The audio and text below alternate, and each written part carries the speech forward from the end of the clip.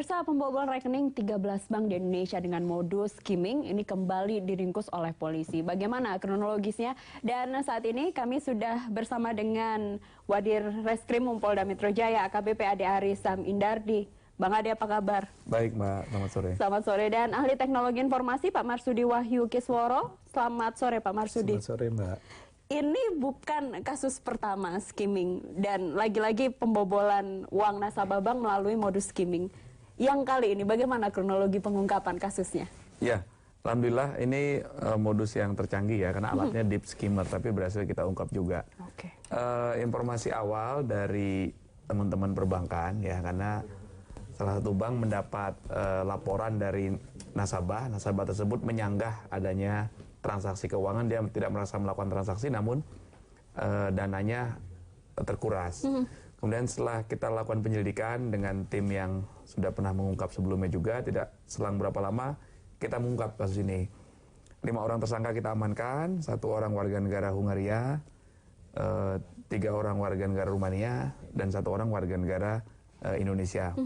Mereka datang ke Indonesia sekitar bulan Juli ya, dengan menggunakan visa turis. Mereka bolak-balik, visanya habis, keluar negeri, balik lagi, dan lain sebagainya. Kemudian mereka melakukan kejahatan ini di beberapa kota besar di Indonesia, antara lain juga di Jakarta. Mereka butuh waktu kurang lebih 5-10 menit untuk memasang alat-alat itu ya. Alat yang pertama dipasang adalah deep skimmer, dimasukkan ke mulut ATM. Kemudian yang kedua di dalam kanopi, jadi kalau kita mau ngetik PIN itu kan ada kanopi ya.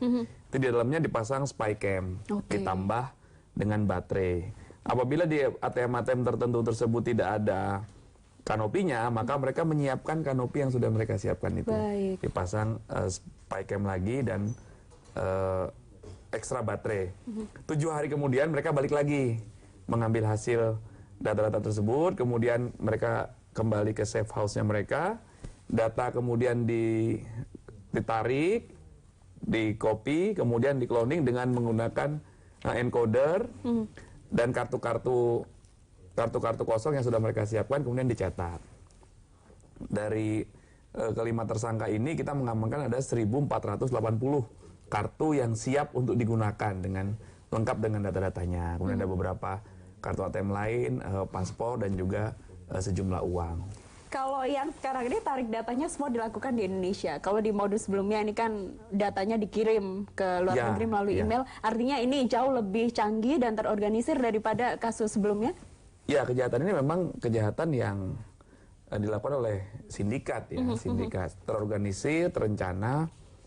Mereka sudah berhasil melakukan pencurian data ini terhadap 64 bank ya, 13 diantaranya adalah bank yang ada di Indonesia.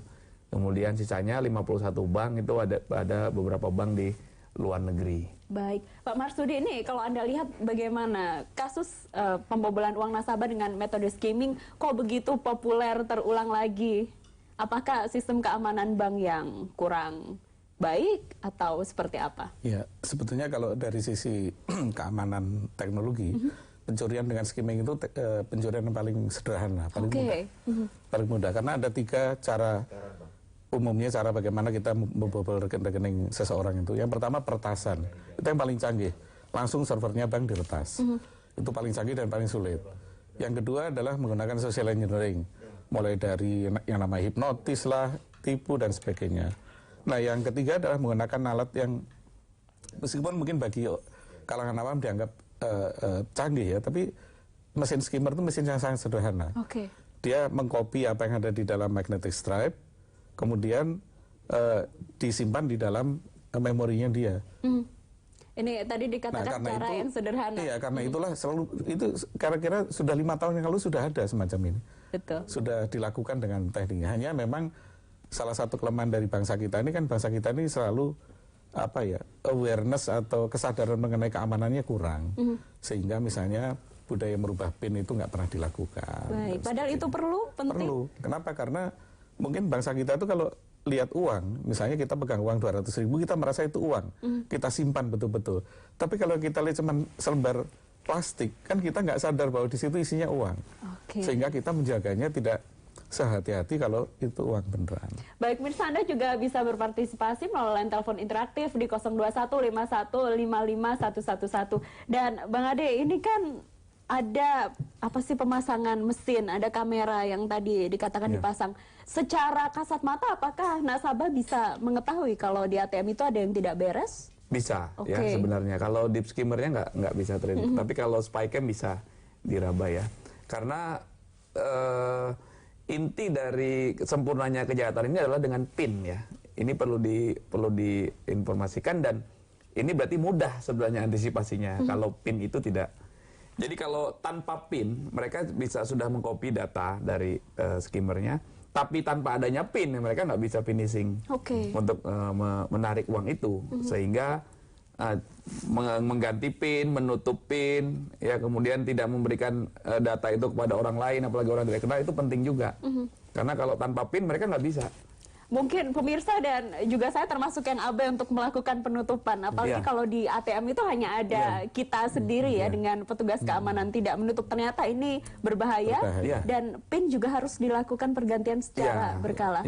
Berapa lama harusnya dilakukan pergantian PIN? Kalau perlu setiap transaksi langsung ganti PIN. Itu yang paling aman. Gitu. Tapi ada cara lain sebetulnya yang banyak digunakan teknologi perbankan. Tapi di perbankan di Indonesia masih jarang. Yaitu PIN itu tidak statis, tapi PIN itu dikirim lewat SMS. Jadi setiap kali kita transaksi, maka PIN akan dikirim lewat SMS. Yang namanya one time password itu. Begitu kita sudah transaksi, PIN itu nggak valid lagi.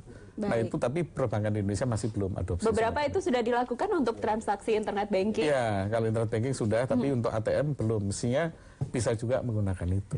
Agak ribet memang, tapi untuk keamanan alangkah baiknya sering mengganti PIN. Dan kita lanjutkan perbincangan saya jeda. Pemirsa, Anda juga bisa berpartisipasi melalui telepon interaktif. Usai jeda, tetaplah bersama kami di Ada Berita Petang kembali saat lagi. Iya, terima kasih Anda masih bersama kami di Ada Berita Petang. Pemirsa, Anda bisa langsung menelpon ke 02151551111 untuk bertanya langsung ke narasumber saya hari ini. Tadi dikatakan ada 5 tersangka yang berhasil diungkap, 4 diantaranya adalah tersangka warga negara asing. Kabarnya ada perkembangan tersangka, seperti apa? Berapa lagi yang ditangkap? Ada, ya kita baru dapat informasi dari teman-teman di lapangan, ada 1 tersangka lagi diamankan, seorang warga negara Bulgaria.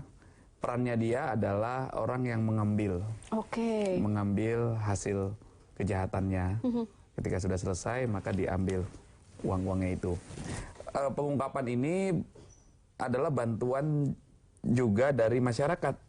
Ya, ada 2 orang satpam, petugas security yang sudah mendengarkan informasi dari kita, edukasi dari kita, akhirnya dia dengan cepat mengamankan karena dia melihat ada gerak-gerik yang mencurigakan dari seorang warga negara asing ini di ATM, kemudian diamankan dan sempat terjadi kejar-kejaran. Ini kita sudah memberikan apresiasi, Pak Kapolda Metro nanti dalam waktu dekat akan memberikan penghargaan kepada 2 orang teman security ini ya. Baik, tadi 1 yang terakhir diamankan warga negara Bulgaria. Apakah 4 lainnya ini yang sebelumnya juga diringkus adalah warga negara Bulgaria? Atau? Bukan, yang 4 sebelumnya itu 1 Hungaria, yang 3 Rumania. Ya, ini perannya masing-masing berbeda. Ini akan kita dalami lagi, akan kita kembangkan terus dan kami mengucapkan terima kasih kepada masyarakat yang sudah berpartisipasi aktif. Karena kan kita memang punya polisi desa ya Pak ya, polisi kelurahan itu ada. Jadi cara bertindak polisi itu kan 3 ya, preemptif, kemudian preventif, dan represif. Preemptif dilakukan oleh petugas-petugas berseragam untuk memberikan himbauan-himbauan keamanan, edukasi, pencegahan kejahatan. Kemudian preventif itu untuk mencegah, dilakukan patroli ke tempat-tempat yang rawan. Dan yang ketiga, penegakan hukum dilakukan oleh bidang kami, yaitu reserse. Ketika terjadi kejahatan, kami wajib berkewajiban untuk mengungkap. Baik, kita angkat telepon dulu. Halo, selamat sore. Sudah terhubung, selamat sore. Ya, selamat. Saya Tejo di Bogor. Iya, silakan pertanyaannya. Satu aja Pak, bagaimana kalau kita tambah dengan sidik jari Pak? Jadi selain data-data itu dengan tambahan sidik jari, jadi setiap orang yang dengan sidik jari itu penjahatnya tidak bisa, atau bisa dikopi juga sidik jarinya. Saya kira. Baik, terima kasih Pak Tejo. Ini mungkin untuk transaksi di ATM ada sidik jari, mungkin nggak nih Pak Marsudi? Terlalu mahal. Jadi ada yang lebih murah, yaitu mengganti magnetic stripe-nya dengan chip. karena chip itu tidak bisa diduplikasi. Tugas siapa? Tugasnya dari bank. Oke.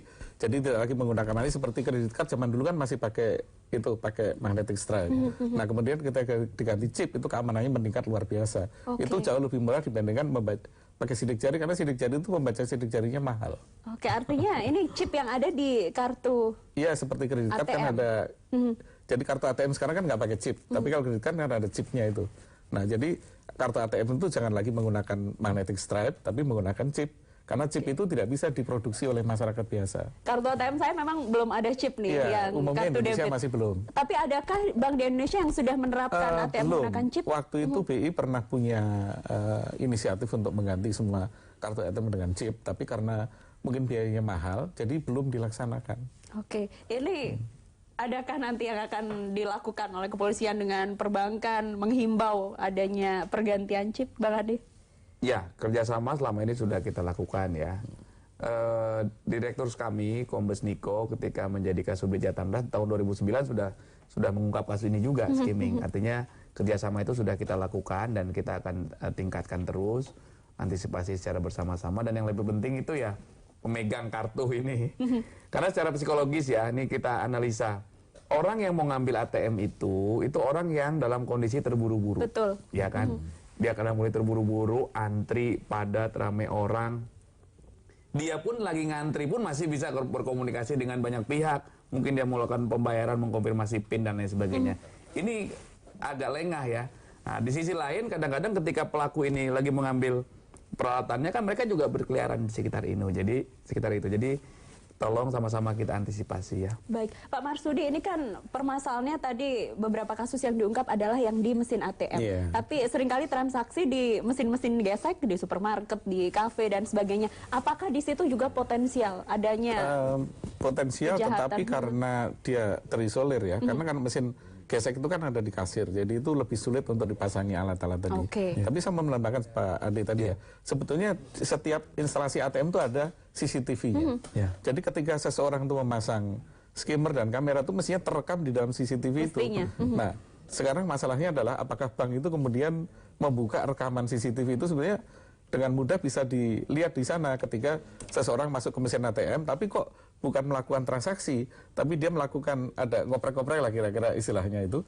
Nah, itu mestinya mudah dideteksi dengan adanya CCTV. Baik, adanya mesin CCTV. Bang Ade, terakhir ini mesin CCTV di mesin ATM apakah gampang diakses dan dibuka oleh kepolisian ketika ada kasus kriminal? Atau seperti apa keterbukaannya dari pihak bank? Ya, itu semua ada tata caranya ya, ada SOP-nya. Kita juga dalam melakukan penyidikan itu ya kita tidak boleh melanggar aturan-aturan. Kita tetap sesuai prosedur, koordinasi, dan surat menyurat juga. Tetap itu kita lakukan. Yang jelas semangatnya sama. Kita pemangku kepentingan, berbagai pemangku kepentingan ya, teman-teman BI, perbankan, imigrasi yang terkait kejahatan ini, ya kita lakukan koordinasi terus. Baik. Ya, terus menerus. Baik, terima kasih ya AKBP Ade Ari, Pak Marsudi sudah bergabung bersama kami di Ada Berita Petang. Selamat sore. Selamat sore. Dan pemirsa, ini tips untuk Anda yang paling gampang untuk dilakukan adalah mengganti PIN secara berkala untuk menghindari dari kejahatan skimming. Pemirsa, sidang kasus penipuan dan penggelapan dana jamaah umroh First Travel kembali digelar. Informasi selengkapnya usai jeda.